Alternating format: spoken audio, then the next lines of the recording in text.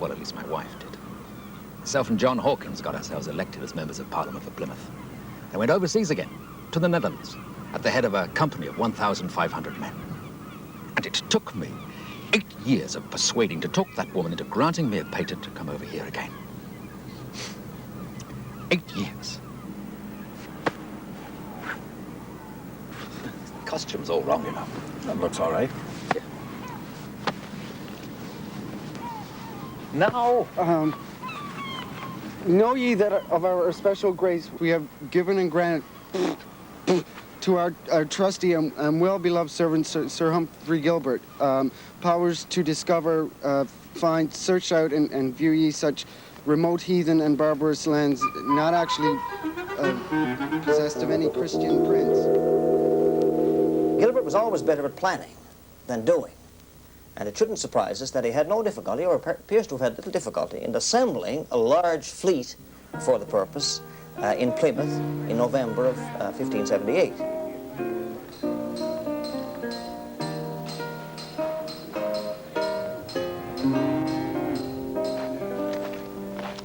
He had 10 ships, 175 guns, heavily armed, and 570 men. As soon as he had them assembled, he got in trouble. 3 of them left him straight away and went off to their own devices. And the 7 others left Plymouth on the 18th of November, but they had to put into Cork because 3 of them sprung leaks. And one of these 3 returned to England. Stores were getting short. Possibly there was trouble with the crew, but what was left of his squadron anyway set out into the North Atlantic in February of 1579. A hard time to head into the North Atlantic. They were back in Dartmouth in April, with very little of anything accomplished. I suppose he had intended to head south to harass and plunder the Spanish ships in the Caribbean, and then come up north along the coast of North America and find a place for his colony. But the whole thing came to grief. It was another in a lifetime of calamities. He lost his personal fortune, and Elizabeth was left with more evidence about his doubtful capacities for leadership and organization. Hereafter, she would regard him as a man noted of no good hap at sea. God and the devil, it was an inglorious disaster, all right. 11 ships half-wrecked. 500 men. And 3 years of your patent run out. More than 3 years. I had no money left. I'd sold my homes, my properties, the very clothes off my wife's back to finance that plan. But I had to try again. I could not give up my dream. I had nothing but one person who had become a great favorite at the court. He was the only one who could help me persuade the Queen to let me try again. My half-brother, Walter Raleigh. He'd become something of a favorite with her. Indeed, he had. Sir Walter? The one who laid his cloak in the mud for her? That's another story from your history book. He'd become her lover by then, although she was 20 years older. Had a bit of an eye for the young ones, old Gloriana. You know, they said that she was known as the Virgin Queen. As a queen, she was a great success. But Raleigh could get anything he wanted from her, and he persuaded her to let me try again. And once you had her blessing, the rest was simple. No. Nothing was ever simple with that woman. This time, Gilbert's plan was to seek out a site for a permanent colony in North America. He'd interested several Catholic leaders in the idea of a planned mass immigration for their persecuted minority, and Sir Henry Sidney had purchased title to 3 million acres of the unknown land. By the spring of 1583, he was ready to sail again, but either his past blunders or his enemies had convinced Elizabeth that Sir Humphrey was not the man to head another costly expedition, and her interference infuriated him. But why? In heaven's name, why? Because I am too cautious. Because I have a presentiment of danger. But I do not want you to accompany this expedition. But surely you'll give me some other reasons, Majesty, than presentiments of danger. Very well, then. The last attempt was disaster. million squandered, 4 ships wrecked. 3. It was mismanagement. It was bad weather, contrary winds, dissension, jealousy. It was you, Master Gilbert. You were a fine soldier. That does not make you a good sailor, too. Name me the man that tells you this. Bring him before me.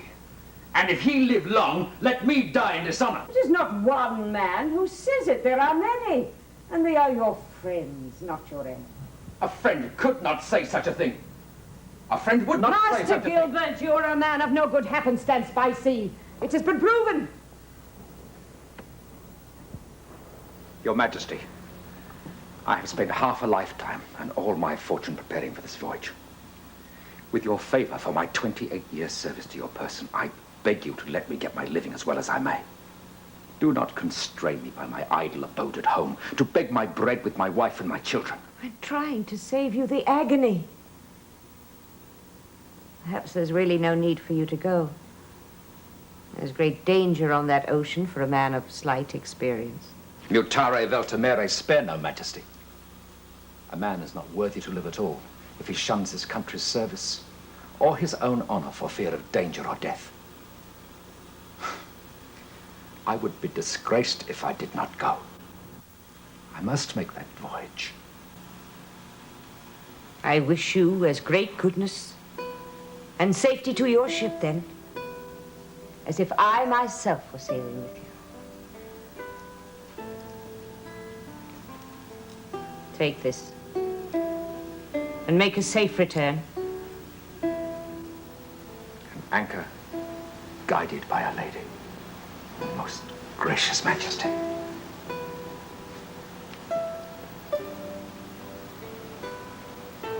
Master Gilbert, I have no likeness of you.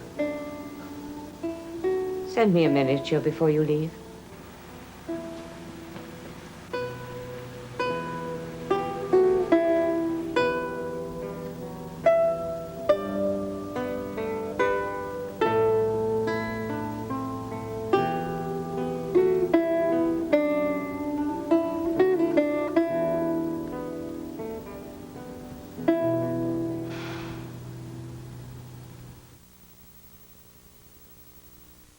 The year 2001 is less than 20 years away.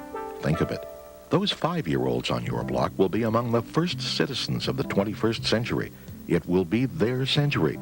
It's the responsibility of today's teachers to prepare these future citizens, giving them the education and the tools to participate fully as contributing citizens of 2001. It's a big task, but teachers are doing it. Something to think about from the Newfoundland Teachers Association. Time flies. We all know it. The future is also flying, pushing towards our young people, rushing them through their formative years into the dawn of a new century. The education they receive today is their foundation for the future. Today's teachers are both giving and guiding, preparing our children with the tools to build their place in the 21st century. Something to think about from the teachers of Atlantic Canada. Mutare vel timere sperno, Sir Humphrey replied to the Queen at her suggestion that he relinquish his command of the expedition. I spurn change and fear. It was his favorite Latin epigram. He'd used it to close out his famous discourse. Along with the family's motto, quid non, why not, it typified the man's spirit and determination. It was from this harbor, at Cossan Bay, down the Devon coast from Plymouth, that Gilbert's fleet of 5 ships set out one bright June day in 1583, with the General, as he liked to be styled, standing proudly on the afterdeck of his flagship, the Delight. The first signs of impending disaster came 2 days later when the largest ship in the fleet, the bark Raleigh, lent by Sir Walter, turned back to Plymouth. It was reported that syphilis was discovered among the crew. Others reported that they had mutinied, refusing to sail under Gilbert's command. The most experienced captain in the fleet was Edward Hayes of the Golden Hind, and it is to his journal that historians must turn for a complete record of the voyage. From Saturday the 15th of June until the 28th, we never had a fair day without fog or rain.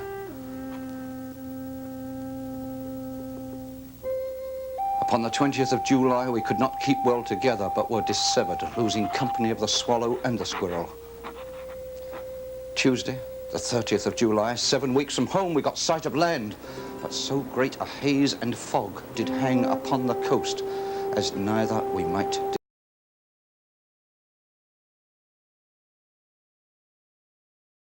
discern it well. We struck into what we called the Grand Bay, what you now call the Straits of Belle Isle.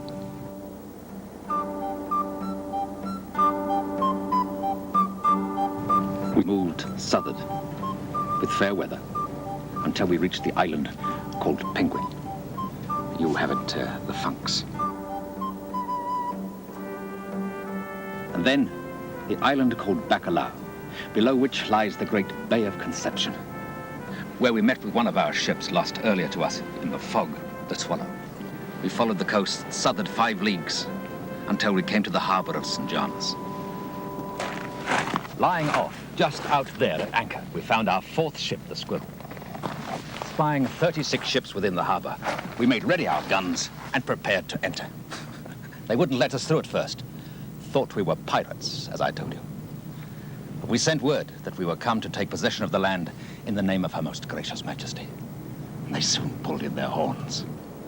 It was a Saturday, August 3rd, 1583, that we came sailing through. A great day for England. A great day for the Gilberts. And then we struck that accursed rock. The Chain Rock. Pancake Rock. Right. We got the Delight off with little damage and anchored inside. Then all those impudent foreigners provided us the wherewithal for a mighty feast. Lobsters, salmons, trouts, the best of the marmalades, the best of the wines from the Bretons. Oh, I can tell you, Mr. Brown, that was a triumph I relished. And she said, Mr. Parmenius, did you lose the key to your chastity belt? And I replied, I never had one.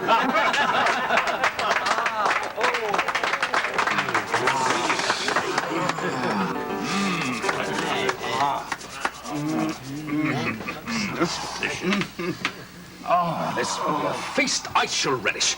Gentlemen, wine. Captain Winter. Stephen. Sir. Master Brown.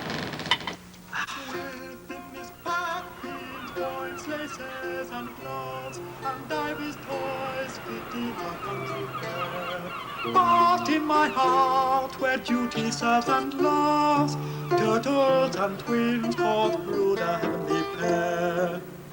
Happy the heart that thinks of no remorse, of no remorse, of no remorse.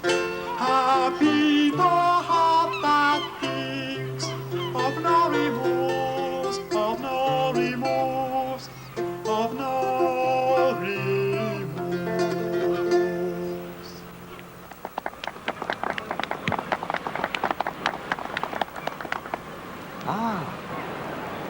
Fine day. Quickly, they're coming.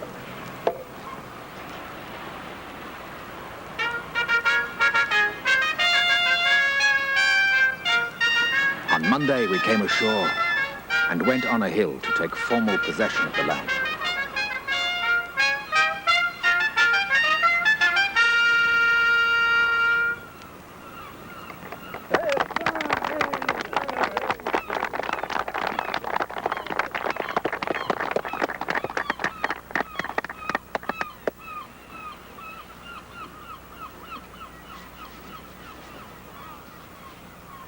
Elizabeth, by the grace of God, Queen of England, to all people whom these presents shall come, sends greetings. Know ye that of our special grace, certain science and mere notion, we to our well-beloved servant Humphrey Gilbert have given and granted free liberty and license to discover, find, search out and view.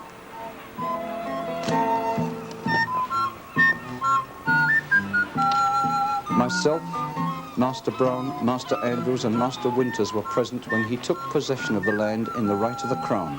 Ah.